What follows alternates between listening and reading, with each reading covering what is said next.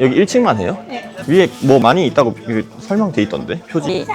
아무것도 없어요? 언제부터 그렇게 됐어요? 아마 2년 넘었는데 여기서 운영을 잘못하니까 지금도 계속 적자 나지만은 이제 뭐 그만둘 수 없고 하니까 작년 여름에 여기 전기가 끊겼어요. 네, 전부 다. 아, 전층이?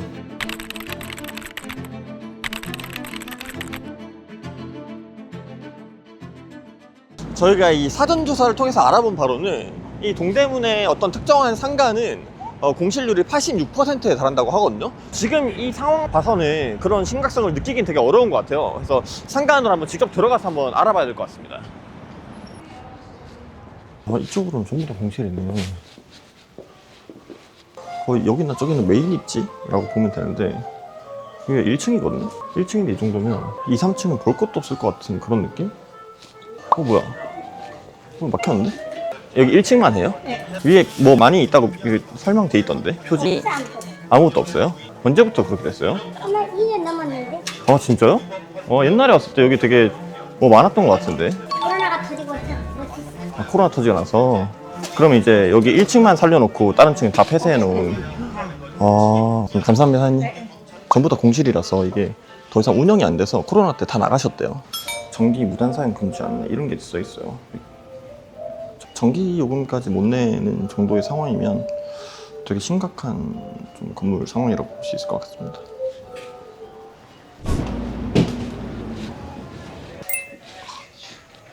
이 층은 조금 더 심각한 상황입니다.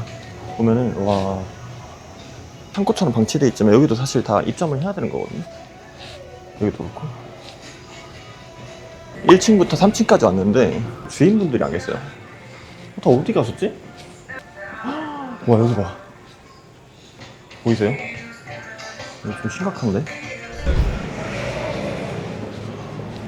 원래는 여기도 상가가 들어가 있어야 되는, 입점이 있어야 되는 곳인데 중심부도 비어있는 걸 볼 수 있죠. 여기도 비어있다. 아, 여기 에스컬레이터 운영 안 하는 곳이네. 이렇게 넓은 부지가 활용이 안 되고 있네? 거의 한 100평 돼 보이거든요?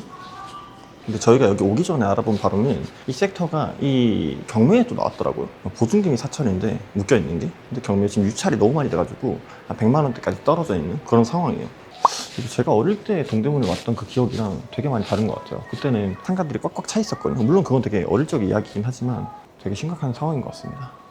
근데 여기가 지금 그러면 원래는 거의 몇 개의 상가 정도가 들어와 있었는데 지금 몇 개 정도 남은 건가요? 여기도 꽤 많이 있었어요. 우리 모피도 많이 들어와 있었거든요. 그때 코로나 때문에 나가고 뭐 여기서 운영을 잘못하니까 그러면 사장님도 매출이나 이런 거에 되게 많이 타격을 많이 받으셨겠네요. 당연히 많이 받죠. 그럼 지금은 어떻게 운영을 하고 계신 거예요? 지금도 계속 적자 나지만은 이제 뭐 그만둘 수 없고 하니까 작년 여름에 여기 전기가 끊겼어요. 네, 전부 다. 아, 전층이? 선풍기 틀어놓고 막 했거든요. 아이고. 그러다가 9월달에 잠깐 들어오다가 11월달에 또 나갔어요. 뭐 상가가 안 차니까 아무래도 뭐 운영이 힘들죠. 근데 이제 앞으로 여기 같이 온다 하니까 같이 온다는데요? 차면은 괜찮지 이제 상가가 꽉 차면. 알겠습니다. 어떻게 응해주셔서 감사드려요. 오늘 이렇게 동대문에 나와서 상가를 좀 둘러보면서 공실률이라던가 어떻게 장사를 해나가고 있는지를 좀 파악을 해봤는데요. 전체적으로 되게 좀 심각한 현황인 것 같습니다. 여기만 봐도 공실률이 거의 한 90%에 달한다고 하니까 실제로 오늘 그 상인분한테 인터뷰를 해본 결과도 거의 한 5, 6년 전부터 발길이 끊기면서 거의 적자 폭을 감당하고 계시고 사실상 여기 월세가 저렴하지 않으면 들어와서 장사를 하실 이유가 없으실 정도로 지금 힘드신 상황이라고 하네요. 뭐 사실 이렇게 현황만 본다고 해서 저희가 얻어지는 건 없으니까 또 스튜디오에 돌아가서 어떤 원인으로 인해서 이런 과정을 밟아왔는지, 그리고 또 우리가 생각했을 때 어떤 해결책이 있을지에 대해서도 좀 얘기를 해보면 좋을 것 같습니다. 그래서 스튜디오에 한번 들어가서 대표님과 한번 얘기해보는 시간을 가져보도록 하겠습니다. 영상을 보니까 더 심한데요? 괜히 마음이 무거워져서 돌아왔어요. 근데 보니까 이런 전기 공급 중단 안내문 이런 것도 있네요. 상가에서 전기를 하도 못 내니까 전기가 아예 끊겨버렸다가 사용하는 1층만 전기를 넣어놓은 상태예요 지금. 근데 이게 진짜 심각한 문제이긴 하거든요. 심지어 거기 장사하시는 분들이 여름에 전기가 아예 끊겨버려서 와. 선풍기로 하거나 아니면 겨울에는 난로 펴놓고 손님들이 더 문제인데 오늘. 손님들도 그래서 더 안 오는 거죠. 악순환 연속인 거죠. 근데 이건 살리기도 쉽지 않아 보이긴 하네요. 동대문이 네. 왜 이렇게까지 처참하게 무너졌는지 패러다임이 바뀐 거, 그 부분을 얘기하고 그 다음 이러한 상권을 어떻게 살려야 되는지 진하게 한번 얘기해 보도록 하겠습니다. 그 우리가 네. 이 동대문이 몰락의 길을 걷고 있는 거거든요. 그럼 동대문에 흥망선쇠도 있을 거잖아요. 그쵸. 또 몰락을 했다는 건 언제 잘 됐다는 거니까. 그래서 그 잘된 얘기를 좀 해드리려고 하는데, 흥인지문이라고 동대문이라는 상권이 네. 그때부터 생겼거든요. 들어오는 출입구잖아요. 그쵸. 그러다 보니까 자연스럽게 그때부터 동대문이라는 흥인지문 그 주변에 상권이 생겨나기 시작했고, 그때는 농업사회잖아요. 농업, 농산물 이런 것들이 대부분 거래가 됐던 그런 시장이었죠. 근데 그게 이제 시대를 거치면서 산업이 바뀐 거죠, 패러다임이. 네. 이제 평화시장이라는 게 60년대에 들어와요. 지금은 우리나라가 반도체 이런 고부가가치 상품들을 수출하지만 그때 당시에는 우리나라도 아무래도 인건비가 그때 당시에는 우리나라가 저렴했고 그쵸. 손기술이 다른 나라들보다 좋았기 때문에 수백 개의 재봉, 봉제 공장 이러한 산업 구조가 있었다라는 거예요. 우류의 메카가 되기 위한 그런 준비 조건을 갖춘 거죠. 우리나라가 1980년대 네. 소비가 조금씩 올라오면서 네네. 막 일반 사람들 스트릿 패션 같은 거 찍고 네. 그런 거 잡지화하고 이런 것들이 되게 이제 유행을 했던 시기였죠. 그러면서 이제 동대문이 1990년대 본격적으로 네. 의류의 메카가 되기 시작해요. 그래서 제가 아는 이제 분도 있었는데 하루 이틀이면은 디자인 뽑아서 주면 나온대요. 동대문에 아예 사무실을 잡고 네. 거기서 계속 시제품 받고 런칭하고 잘 되는 건 밀고 막 이런 이제 구조였던 거죠, 산업. 아, 그러니까 사실 패션의 성지가 될 수밖에 없네. 그죠. 트렌드를 계속 그냥 업데이트하는 거잖아요. 그죠, 그죠. 그래서 그때 이제 사람들이 옷을 살 때는 아, 동대문 완전 인식이 되어버린 거예요. 그래서 이게 수도권 상권이 아니라 전국 네. 상권으로 변해버렸어요. 그 2000년대 동대문 생각나는 게 혹시 그거 아세요? 어떤 거? 쿨제이. 쿨제이 알죠? 근데 그 당시에 그 동대문의 문화. 일로 와. 아, 너. 야, 너 이거 입어봤잖아. 강매라고 하죠. 근데 그때 당시에 동대문 상권을 가서 이런 거를 경험을 해본 분들은 동대문에 대한 안 좋은 인식이 정말 뿌리 깊게 박혀 있더라고요. 뉴스 기사 이런 거에 댓글에도 네네네. 1도 안타깝지 않다. 음. 잘 망했다고 속이 다 시원하다. 대부분 이런 댓글들이 다 줄을 이루고 있습니다. 1990년대부터 2010년까지는 네. 대형 이런 복합몰이 음. 생기면서 상권도 더 커지고 하면서 정점을 찍었단 말이에요. 네. 동대문이. 2010년대부터 온라인 시장이 급격하게 커졌어요. 초기에는 이 온라인 시장에서 네. 다 물건을 동대문에서 떼갔어요. 그러던 와중에 공급 구조가 또 바뀝니다. 대부분의 이 온라인 셀러분들이 네. 중국으로 다 넘어가요. 그러니까 중국에서 그때 당시에는 카피를 많이 하면서 그런 기술들을 다 흡수한 거야. 이제는 자기 기술력이 높아진 거죠. 그럼 사람들이 당연히 싸고 질 좋고 기획도 잘 되는 중국으로 넘어가서 물건을 떼오기 시작한 거죠.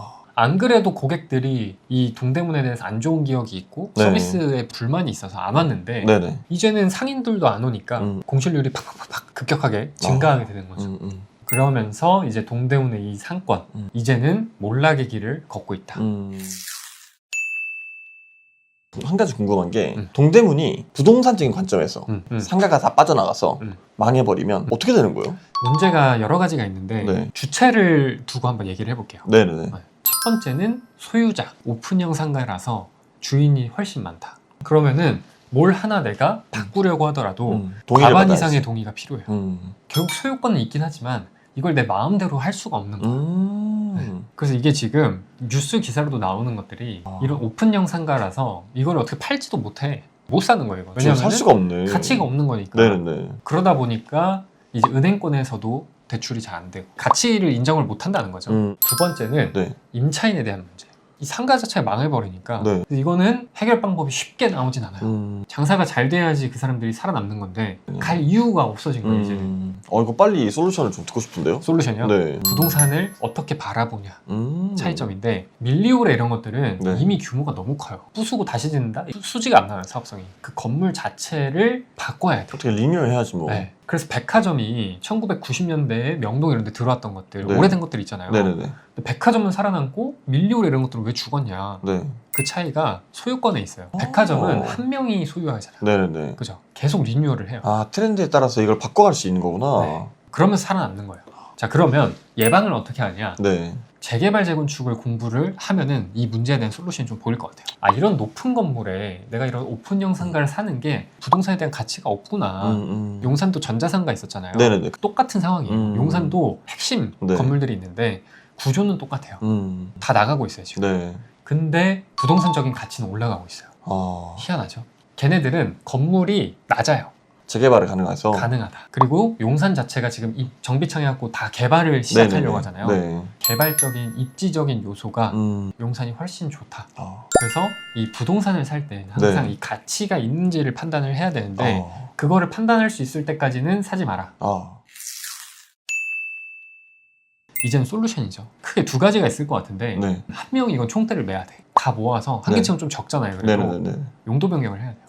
근데 실제로 저희가 갔던 현장에서 두 개 층을 웨딩홀로 바꾼다고 하더라고요. 그러니까 두 번째는 이 런던의 쇼디치라는 곳이 있거든요. 엄청 힙한 거리인데 이 동대문과 비슷했어요. 산업혁명이 나면서 네네네. 의리 쪽 공장들이 많이 생겼다가 인건비 오르고 경쟁에서 뒤처지니까 이 공장들이 망하고 다 해외 발주하는 거예요. 근데 얘를 어떻게 살렸냐면 1990년대 네. 초반에 본격적으로 재개발 사업을 시작을 했어요. 런던 정부나 네. 시에서 밀어줬어요. 아. 지자체 이런 데서 밀어준 거예요. 여기를 패션 쪽 그리고 이런 예술 쪽 이런 사람들이 와서 할 수 있도록 저렴하게 사무실을 주고 이러면서 이 지역 자체가 핫해지면서 소비자들도 오게 된 거예요. 그러다 보니까 예술가들이 또 여러 아이디어들이 있잖아요. 그쵸. 그런 거에 대해서 지원을 해줬던 거예요. 그러면서 예술학교 이런 그런 걸 것들을 설립을 해준 거구나. 설립을 해준 거예요. 아예 런던의 패션 산업을 이쪽 중심으로 옮겨버린 거죠. 중심을. 그렇게 하나의 완전 포커스를 두고 가야 되는데 지금 동대문은 적극적이지 않아 보여요. 절대 혼자 힘으로는 못한다. 그쵸. 이거는 근데 진짜